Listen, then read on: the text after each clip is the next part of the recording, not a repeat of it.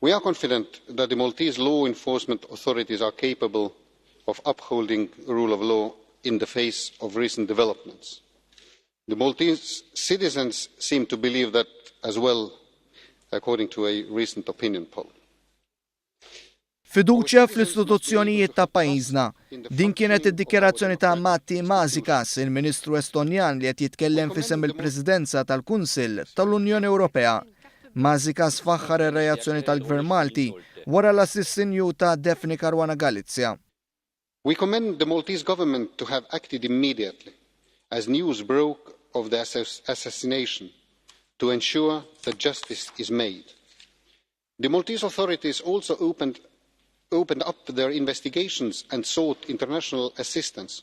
The police force asked for assistance and teamed up with the American FBI, Dutch and Italian forensic forces, as well as Europol, to make sure that no stone is left unturned in the investigation.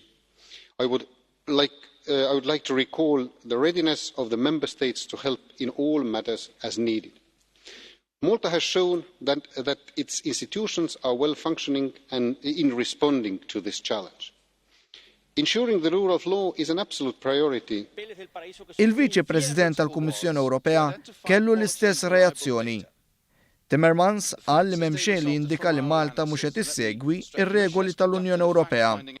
It is good that the Maltese authorities also engage in international cooperation with the FBI, with Scotland Yard, with the NFI in the Netherlands, calling also on the European institutions and on Interpol to help them. What is not on, though, is already today draw conclusions who did it.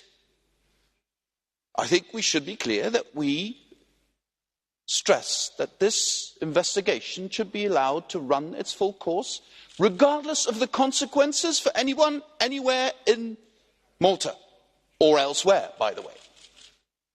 But I would caution in drawing conclusions today, as some appear to be doing here, who's responsible for this? That's not now. Matul id-dibattitu saru interventi minn numru ta' membri parlamentari Ewropej, fosthom Tanja Fajon li nnotat kif il-pożizzjoni tal-Partit Polpolari Ewropew li s-saltna Tad-Dritt f'Malta fallit hija waħda esaġerata u ma taqbilx magħha. Oħrajn innotaw li flok isiru spekulazzjonijiet ikun aħjar li jgħinu lil Malta fl-investigazzjonijiet li qed isiru.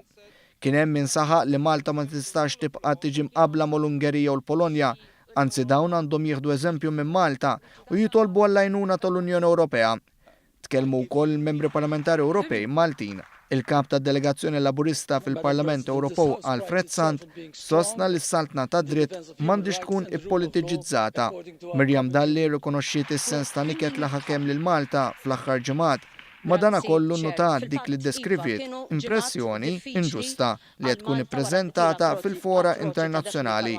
Marlin Mitzi tenniet li l-intenzjoni ta' riżoluzzjoni fil-konfront ta' Malta mhix waħda ġenwina u għandha biss lan li timmina lil pajjiżna. U bħalma ġara fil-passat, l-Ewroparlamentari Nazzjonalisti komplow bl-attakki fil-konfront ta' pajjiżhom stess biex wara li l-Partit Nazzjonalista fil-Parlament Ewropew kien diġà favur l-Ungerija iżda kontra Malta, fid-dibattitu David Casa reġa' talab biex pajjiżu ikun investigat. Dan fil-waqt li attakka lill-Kummissarju tal-Pulizija u sejjaħlu inkompetenti.